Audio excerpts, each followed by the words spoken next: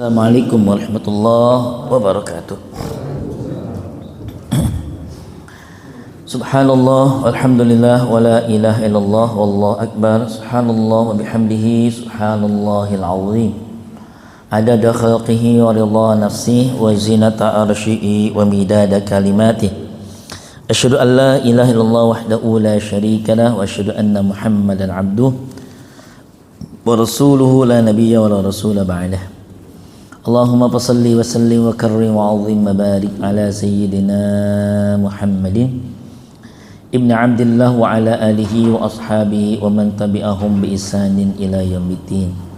Rabbi a'udzu bika min hamazati syayatin wa a'udzu bika rabbi an yahdurun. Subhanaka la ilma lana illa ma 'allamtana innaka antal alimul hakim. La haula wa la quwwata illa billahil aliyyil azim. Alhamdulillah, thumma alhamdulillah alladzi bi ni'matihi tatimmus shalihat. Bersyukur kita kepada Allah hari ini, malam ini Allah perkenankan kembali semua kita bisa menikmati hidangan hidayah Allah. Salat di awal waktu dengan berjamaah, dirangkai dengan zikir dan doa, dilanjutkan dengan kita bersama mengkaji ayat-ayat Allah Azza wa Jalla, sirah-sirah Nabi tercinta Nabi Mustafa Muhammad SAW di majlis yang insya Allah tercatat majlis ini sebagai majlis taman surganya Allah Subhanahu wa Ta'ala. Kenikmatan duduk di majlis taman surganya ini semoga menjadi asbab Allah ridha, mengampuni semua dosa kita, Allah angkat derajat kemuliaan kita, Allah sehat afiatkan lahir batin kita, Allah penuhi apa yang menjadi hajat rumah tangga dan segala hal kait tentang dunia kita, dan Allah memperkenankan yang terbaik untuk segala urusan dunia dan kelak urusan akhirat kita. Allah bahagiakan kita semua fid dunya wal akhir. Amin ya Allah ya rabbal alamin. Salawat dan salam semoga terus tersampaikan dan tercurah limpah untuk Rasulul Amin Nabi Mustafa Muhammad sallallahu alaihi wa alihi wasallam, untuk keluarga beliau, para sahabatnya, para tabi'in tabi'ut tabi'in, dan insyaallah salawat ta'zim kita, salam mahabbah kita Allah hantarkan kembali sampai kepada kita. Kita yang ikhlas dan istiqamah menghidupkan amal sunnah Rasulullah dalam kehidupan sehari-hari kita. Karena dengan beramal ihya'us sunnah, kelak Allah akan menghimpun kita semua dengan sosok yang sangat kita rindukan perjumpaan dan pertemuannya, yang sangat kita nantikan syafaatnya, Rasulullah Muhammad sallallahu alaihi wasallam. Ikhtal iman, saudara-saudaraku yang dicintakan Allah, mari kita awali ta'lim dengan baca surah Fatihah. Kita mohon kepada Allah semoga Al-Fatihah kita baca membuka pintu rahmatnya Allah Azza wa Jalla, menjadikan ilmu yang kita pelajari ilmu yang penuh manfaat, yang meningkatkan iman takwa kita kepada Allah, membenarkan, menyempurnakan apa yang masih kurang dalam praktek-praktek ibadah dan amal saleh kita, dan menjadikan Allah peneridha, mencatatkan nama kita sebagai ahli surganya Allah Azza wa Jalla ala diniyah. Al-Fatihah bil qabul wa tamami kulli su'lin wa ma'mul.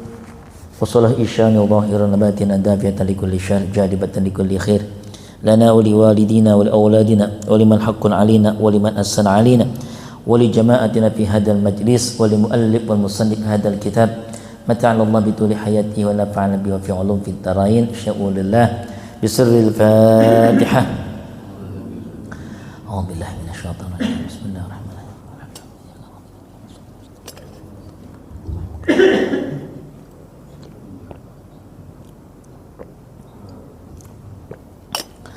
Amin ya Allah ya rabbal alamin. Ikhwatal iman yang dirahmati Allah Subhanahu wa Ta'ala, kita akan melanjut dan meneruskan kajian kita di setiap malam Senin ketiga. Kitab yang menjadi maraji kajian kita adalah kitab yang ditulis oleh Syekh Muhammad Ibn Umar Al-Jawi Al-Bantani, atau lebih dikenal dengan Syekh Nawawi Al-Bantani, ulama ternama kelahiran tanah Tanara, Banten, yang dimakamkan di Ma'la, Mekkah Al-Mukarramah, pernah menjadi seorang mufti besar dan imam besar di Masjidil Haram, yang mendapati julukan sebagai Sayyidu Ulama'i Hijaz, ya, pemukanya ulamanya tanah Hijaz. Lahir di Indonesia, besar di Indonesia, kemudian menjadi ulama besar ternama, terkemuka di tanah Hijaz, semenanjung Arabia. Kita sudah sampai pada halaman di 21, halaman 12. Makalah yang akan kita kaji adalah makalah yang ke-23, wal maqalatu salisatu wal 20. Penulis kitab ini Syekh Nawawi mengutip makalah yang disampaikan oleh Imam Hatim Al-Asam, An Hatim Al-Asam radhiyallahu anhu, semoga Allah meridainya. Nama beliau adalah huwa Abu Abdurrahman Hatim Ibn Ulwan. Nama aslinya sebenarnya adalah Abu Abdurrahman Hatim bin Ulwan.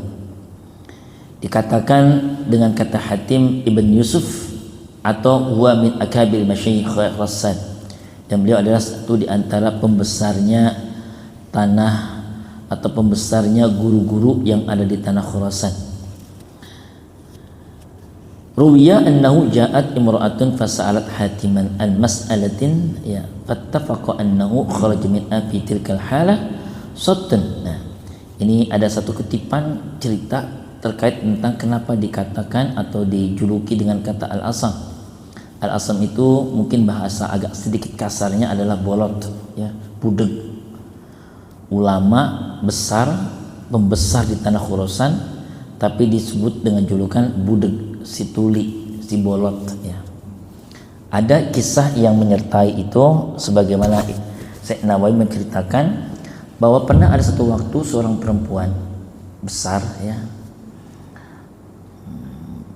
berkonsultasi menanyakan satu masalah kepada beliau dalam sebuah majlis, ya, rapi selesai, biasa memberikan waktu untuk bertanya antara jamaah santri, ya, dengan beliau, ya.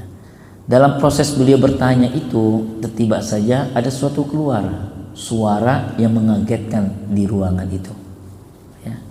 Suara dari arah jalur belakangnya si perempuan, alias kentut, ya. Zat yang berupa asap tapi keluar, ya, suaranya. Kaget semuanya, termasuk si Syekh. Ini pun kaget. Yang tidak kalah kagetnya adalah si perempuan yang bertanya itu. Dan bagi masyarakat, ya, tradisi itu adalah sebuah keaiban, ya, sebuah aib yang sangat merusak nama kehormatan. Tiba saja kentut, ya, aib itu, dan itu menampar wajah malu langsung keluar dari si perempuan itu. Yang luar biasa ketika mendapati yang sepertinya menahan malu dan akan menjadi aib bagi si perempuan yang bertanya itu, ya, Imam Hatim ngomong begini, ya, irfa' sautak, ya, kata beliau, irfa'i, kencangnya suaranya. Mau konsultasi, mau nanya, tapi kok suara kayak berbisik. Si perempuan ngerasa suara udah kencang, dan ketika ada kalimat suruh kencangin suaranya, wow, kayaknya budek dah. Ini imam, ini guru, nggak dengar saya kentut, aman. Nah, amannya beliau mengatakan seperti itu, dia wajar lagi, dia normal lagi, tidak merasa malu lagi, dan kemudian bercerita seperti biasa, ya. Dan saat beliau menyampaikan, mengencangkan suara apa, nggak kedengeran apa, dan terusnya, itulah menjadi momen dimana akhirnya ini kayaknya guru kita udah berubah dah, jadi budek. Kok jadi tuli sih? Kok jadi bolot? Nah, sejak itulah peristiwa kentutnya seorang jamaah, seorang perempuan yang bertanya itu, beliau pun dijuluki dengan Imam Hatim Al-Asam, Imam Hatim yang budek, ya. Karena itu sebenarnya, dan ini akhirnya disampaikan ketika sudah salasina anna, sudah 30 tahun berjalan, beliau baru kemudian menyampaikan maklumat. Karena dari salah satu pembantunya belum mendapati kabar, perempuan yang dulu pernah bertanya kepada beliau tentang satu masalah sudah berpulang menghadap Allah, sudah wafat, sudah meninggal.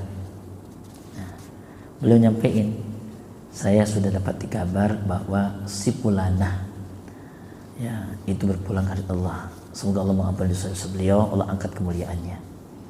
Ketahuilah, sesungguhnya saya menyebutkan ini ingin maklumatkan kepada kalian, saya itu enggak budek, saya itu enggak tuli, saya dengar semua omongan bisik-bisik kalian, Saya pun diam untuk dikatakan, ya, disebut dengan al-asam, karena sungguh ingin menjaga kehormatan si perempuan yang sudah wafat berpulang menghadap Allah. Andai saat itu, ya, begitu saja kisah dia kentut di depan saya, karena itu saya mengatakan tolong kencengin suaranya, ya. Sebenarnya sebuah drama saja, sebuah drama untuk mengelabui bahwa saya tuh nggak dengar kentutnya dia, padahal saya dengar banget loh di depan saya, tapi karena beliau sudah pulang, saya menyampaikan maklumat ini.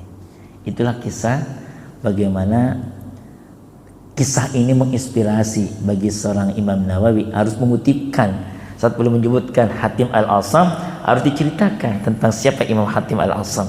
Inilah kemudian kita tahu, ya, ada seorang imam, seorang syekh besar mau dijuluki dengan si tuli, si budeg, lantaran dari satu jamaah loh, bukan banyak, satu jamaah yang itu pun perempuan tidak dikenal, sebenarnya biasa-biasa saja, tapi ingin menjaga kehormatannya, menjaga kehormatan muruahnya.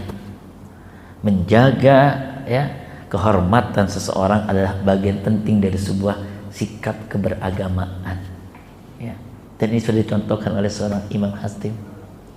Kita coba, bini kita kentut, wah lagi begini ada kentut, langsung tuding-guningan, gila loh, emprot begitu saja, semprot, ya, bahkan jadi mainan, ya. Lebih bukan hanya karena masalah kentutnya, tapi menjaga kehormatan, menjaga aib dari orang-orang di sekitarnya adalah bagian penting dari sebuah amal agama, ya.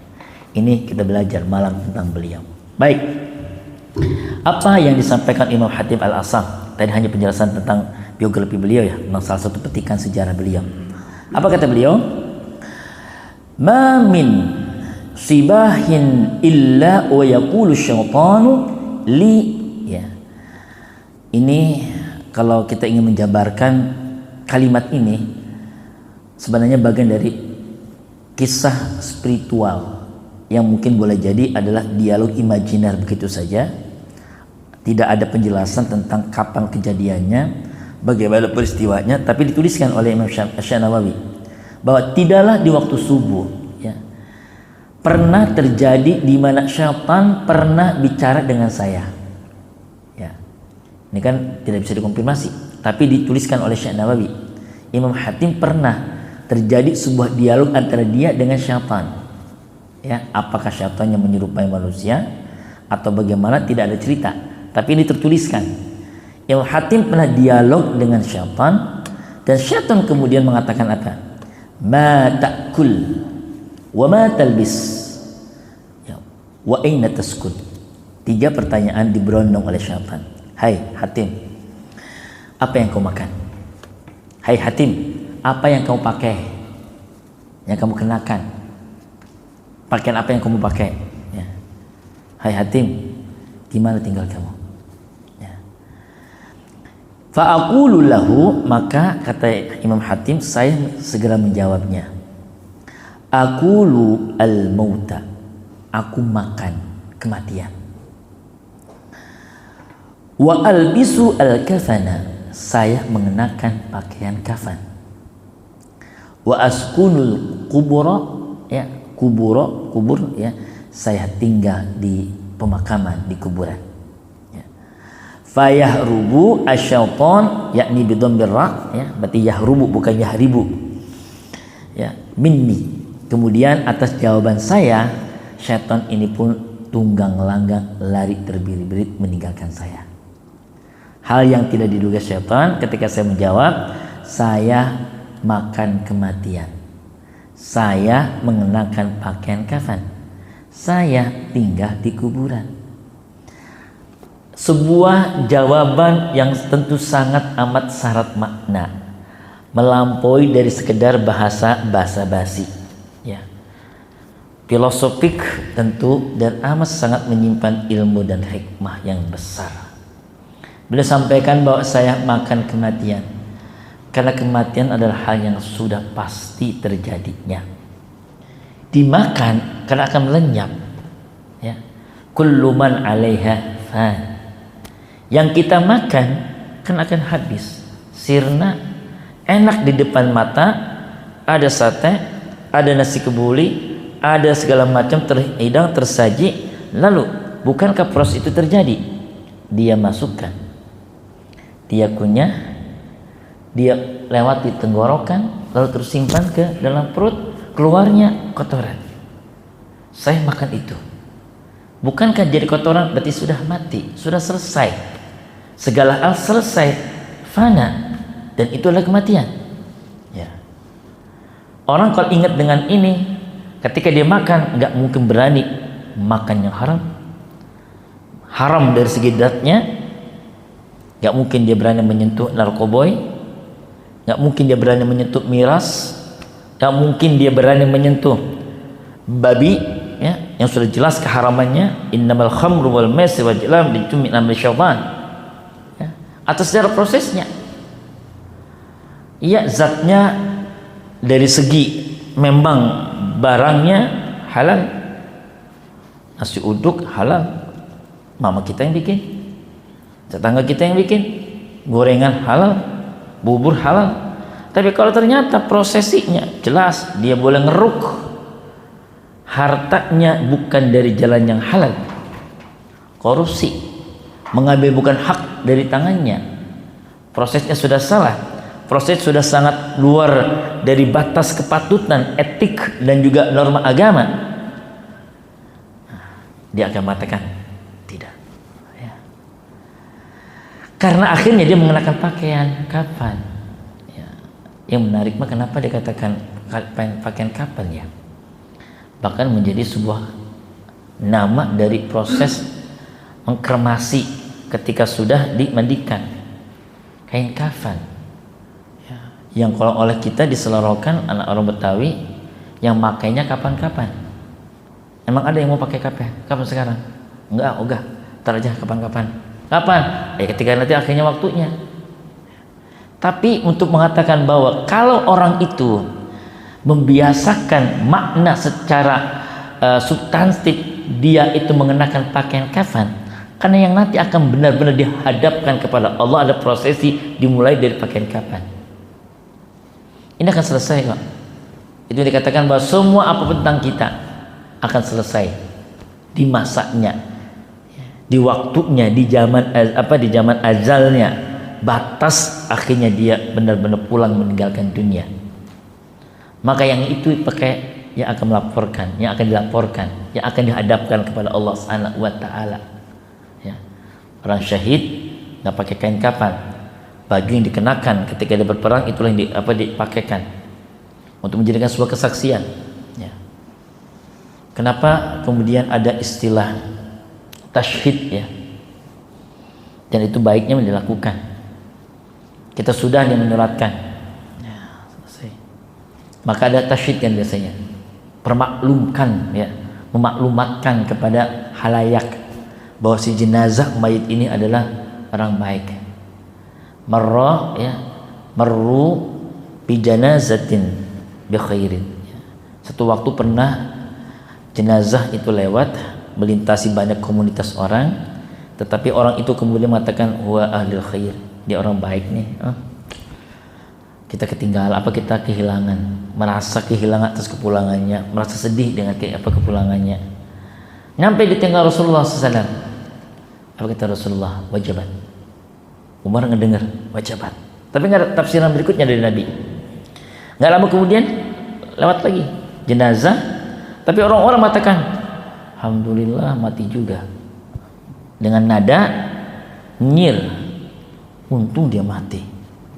Wah, sukacita orang, bukan sedih, sukacita orang, mati juga akhirnya itu orang.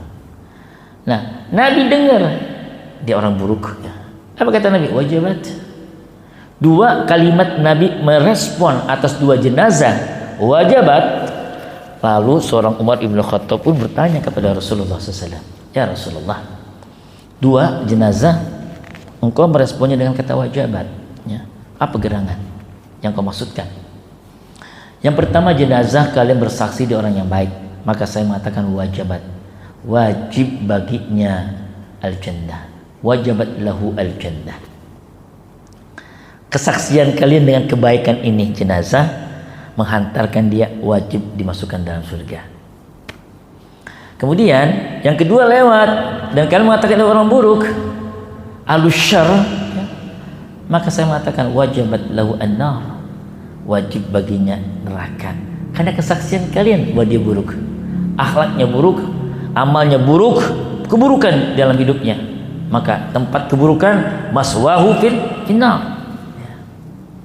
Kata Nabi, antum syuhadaullah fil ard. Ketahuilah kalian semua adalah saksi-saksi Allah di muka bumi. Itulah kenapa baiknya kita memperlakukan. Setelah kita dipakaikan kain kafan, kita disolatkan, maka ada isyhad. Isyhadu anna hadhihi janazah min ahlil khair. Maka kita mengatakan khair. Mau pakai bahasa Arab silakan. Kalau misalkan ternyata DKM mengatakan Bapak Ibu sekalian, para hadirin, kita saksikan, kita persaksikan bersama bahwa ini jenazah si Fulan binti Fulan, bin Fulan, si Fulanah binti Fulanah adalah orang yang baik. Kita katakan baik, baik, baik. Karena kesaksian kita menyebut dia baik akan menjadi doa kebaikan sebagaimana Nabi mendoakan lahu al jannah, baginya sebagai ahli surganya Allah Subhanahu wa taala. Dari situ sebenarnya ya.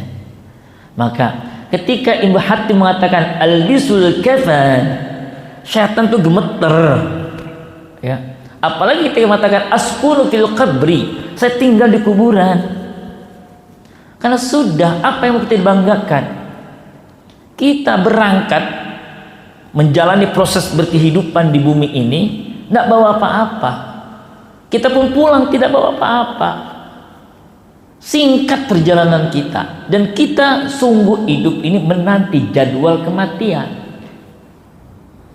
Sayangnya kematian tidak ada notifikasi, tidak ada pemberitahuan, datang sekonyong-konyong, kadang tiba-tiba. Bukan karena mengurutkan abjad alfabetis, bukan karena usia, emang karena orang tua, kakek, kemudian dia akan lebih awal, tidak. Jangan-jangan cucu, cicit lebih awal pulang menghadapnya. Ini hari ke-7 atas kewafatan bibi saya.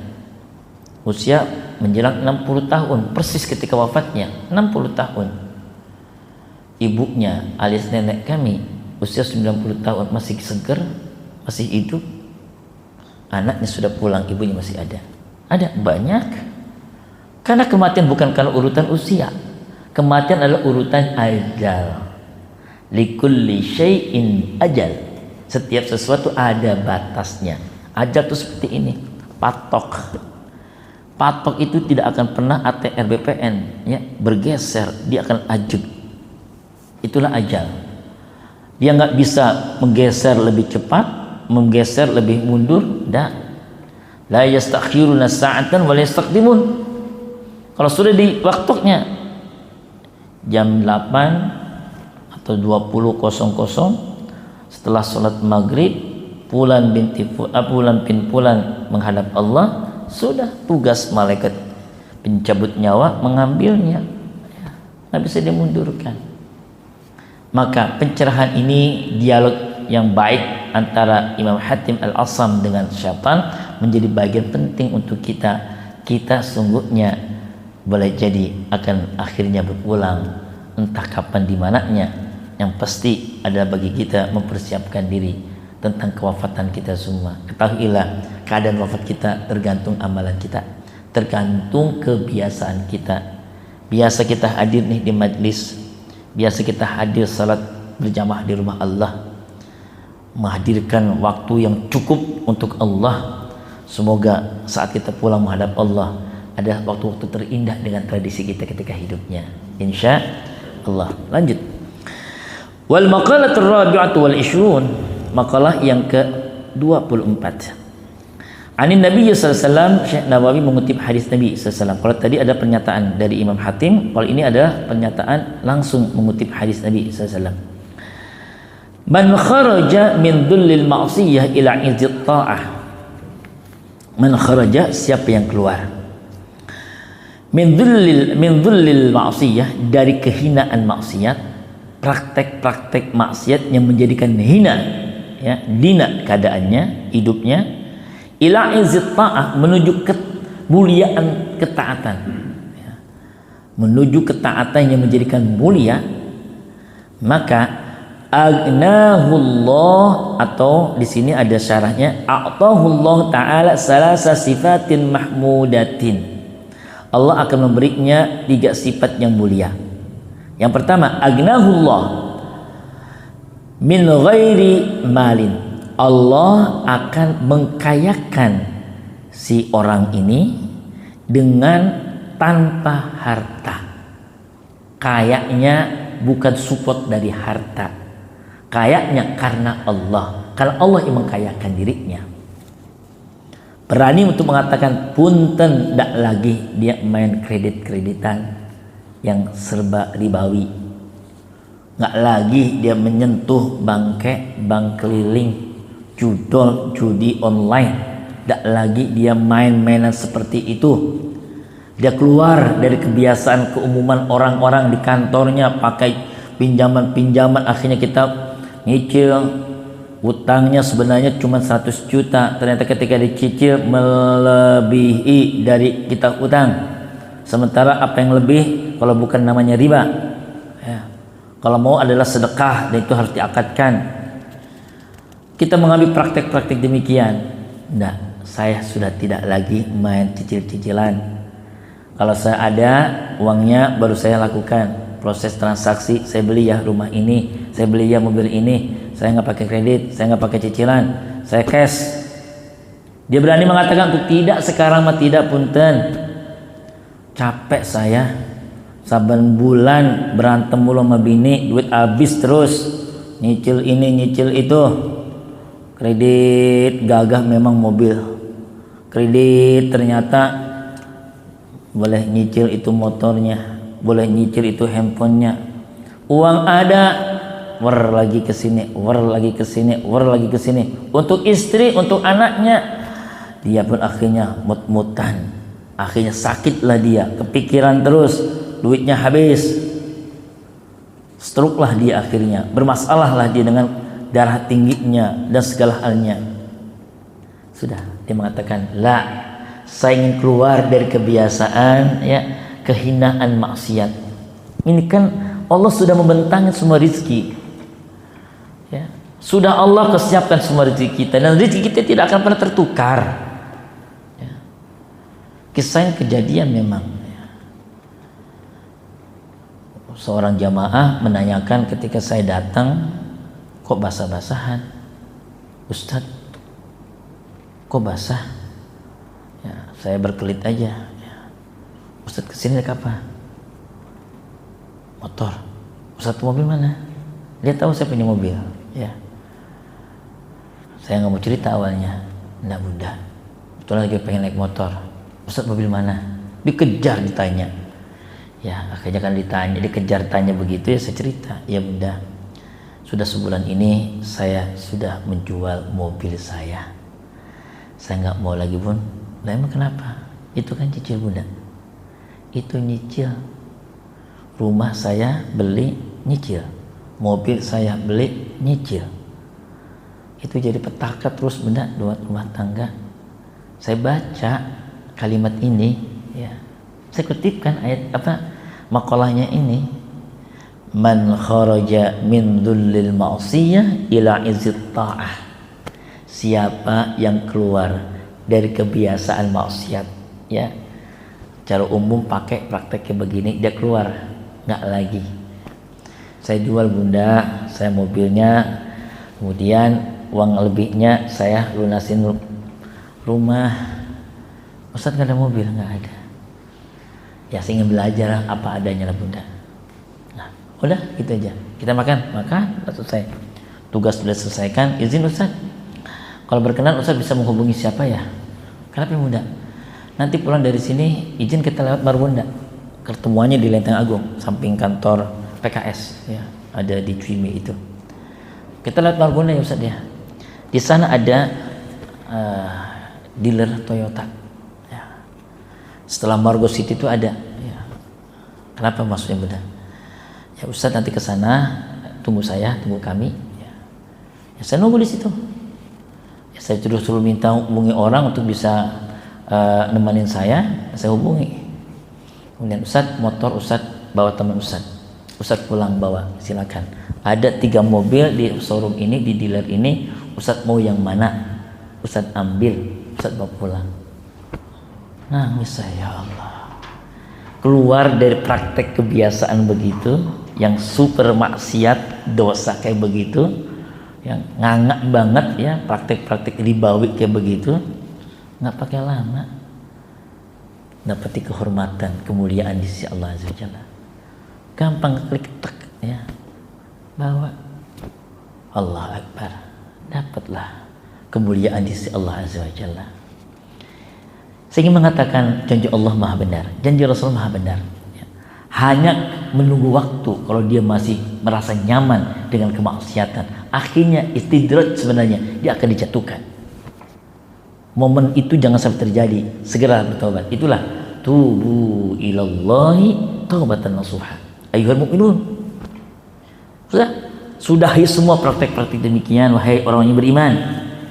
La'allakum turhamun, la'allakum tuflihun. Anda akan mendapati rahmat Allah, Anda akan mendapati bahagia. Apa yang Anda minta Allah akan perkenankan. Ya, terlintas mah ada, berharap mah iya. Maka kita angkat dengan munajat, kita angkat dengan doa. Perkara kemudian kapan akhirnya Allah punya rencana. Dibuat kita hujan-hujanan, dibuat kita harus keling-keling ketika panas terik matahari. Ada rencana dari Allah. Masya Allah. Baik ikatan iman. Yang pertama, janji Rasulullah SAW agna Allah Ta'ala min ghairi malin. Kan gak pakai beli kita harta ya, dikasih. Itu yang dimaksudkan. Anda akan ada cipta indah dari Allah. Kalau Anda sudah mengatakan no way, tidak lagi transaksi riba. Wa ayyadahu min ghairi jundin. Yang kedua, Allah akan kuatkan dengan tanpa pasukan. Ya mungkin tidak punya pasukan, dia bukan sebagai menteri yang punya bawahan, tidak ada eselon-eselon dan terusnya kebawaannya para pegawai staf-stafnya, tapi dia akan punya power, dia akan punya kekuatan dan bisa menggerakkan. Janji Allah sudah, akhirnya orang menyatakan khidmat kepada dirinya. Diam-diam, izin Ustaz, saya mengirimkan ini, izin Ustaz, ini. Itu yang dimaksudkan. Allah akan gerakin hamba-hambanya, mudah membolak-balikan hati seorang. Ya muqalliban qulub, tsabbit qulubana ala dinik wa ala ta'atik wa asna ibadatik. Itu yang kita minta sama Allah. Ya Allah, doa Engkau yang membolak-balikan hati. Ya, ajukan hati hamba ya Allah. Percikan ya kekuatan untuk memperbaiki ketaatan kepadamu ya Allah. Mungkin dalam hal kita ingin keluar ada proses ya, ikutin dulu, jangan mengatakan tidak dulu. Bismillah, semua akan ada jalannya, semua akan ada ya solusinya, insya Allah ya. Kalau semua niat kebaikan dan Allah kalau sudah menghendaki kebaikan datang kepada seorang hamba, akan ada cita-cita indah yang di luar akan nalar kita. Dan mudah bagi Allah Azza wa Jalla ya. Berikutnya, wa a'azzahu min ghairi ashiratin, dan akhirnya Allah akan muliakan dia ya. Subhanallah, janji Allah ya. Orang yang hidup apa adanya dengan ya apa disebut dengan khidmat ya, dengan bijaksana, wisdom, the wise ya, dia menghidupi nilai-nilai qanaah, dia menghidupi nilai-nilai tawakal ya. Dia enggak kepo dan enggak baperan. Orang sudah punya takaran rezekinya, dia enggak bakal mau tahu-tahu dia kok bisa begitu dah. Kalau yang untuk dunia dia lihatnya ke bawah, untuk akhirat dia lihatnya ke atas ya. Enggak neko-neko, udah jalani aja proses itu. Bukan berarti dia tidak ingin menggeluti dunia, tidak. Dunia diambil dengan porsi sebagaimana perlunya saja. Dan hakul yakin, surah An-Najm itu mengatakan, wa allaysa lil insan illa ma sa'a wa anna sa'yahu sawfa yura thumma yujzahu jazaa'al awfa. Manusia tidak akan mendapati atas apa kecuali dengan apa yang telah dilakukan. Wa anna sa'yahu, dan sungguh apa yang diusahakan, diikhtiarkan itu akan diperlihatkan. Dan Allah Subhanahu wa taala akan membalasnya dengan balasan awfa, sempurna. Kita tidak akan didiamkan dengan perjalanan kita kecuali Allah mengawalnya. Allah menggilirkan kematian dan kehidupan. Allah menciptakan laki dan perempuan. Allah lihat dalam ayat ini, wa annahu wa agna wa aqda. Ya, tadi pasangan siang malam, ya. Pasangan hidup dengan matian, adhaka wa abka, gembira dengan sedih, dengan menangis. Tapi ketika Allah menggunakan kalimat wa annahu wa agna, pasangannya Pak, wa agna. Agna, Allah yang mengkayakan. Harusnya Allah yang memiskinkan. Harusnya Allah memfakirkan. Tapi Allah tidak menggunakan redaksi itu. Dalam ayatnya Allah menggunakan kata agna. Allah yang mengkayakan, Allah yang mencukupkan. Jadi tidak ada di antara kita ini yang kekurangan, Allah akan cukupi. Yang mungkin belum adalah karena terlalu nafsunya, aspek konsumerisme, konsumtifnya kita. Hal yang sifatnya yang pokok, primer, bahkan dengan sekunder, Allah pasti akan support. Tapi kalau sifatnya tersier, kan untuk hedon, kehidupan hedonis, ya, gaya-gayaan, prestis. Ini handphone jadul, nyaman-nyaman aja. Yang penting fungsinya akan kepake.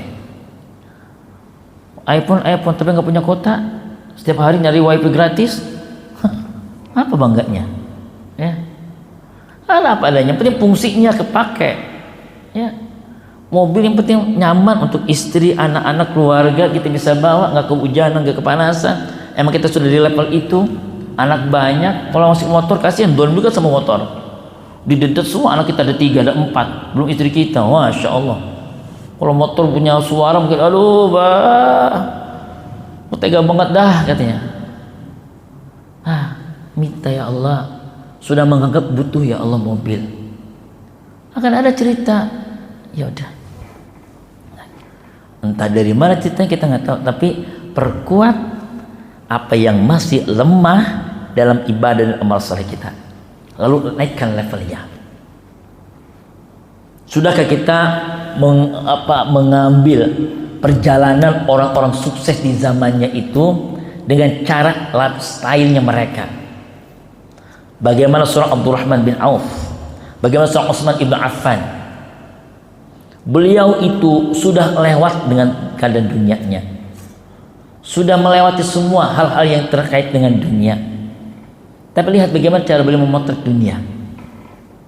Hubbiba ilayya minad dunya salas, kata Utsman bin Affan, saya itu dicintakan dengan dunia saya cuma 3.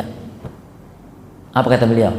Ketika akhirnya saya bisa kiswatul uryan, it'amul ju'an, talil Quran, 3 beliau nyebutin. Aku bagi dengan harta yang Allah kasih orang-orang yang telanjang dada. Karena orang-orang yang banyak datang ke Madinah, orang-orang Sudan, Baduy itu nggak pakai baju, panas mereka, akhirnya dikasih baju oleh Utsman.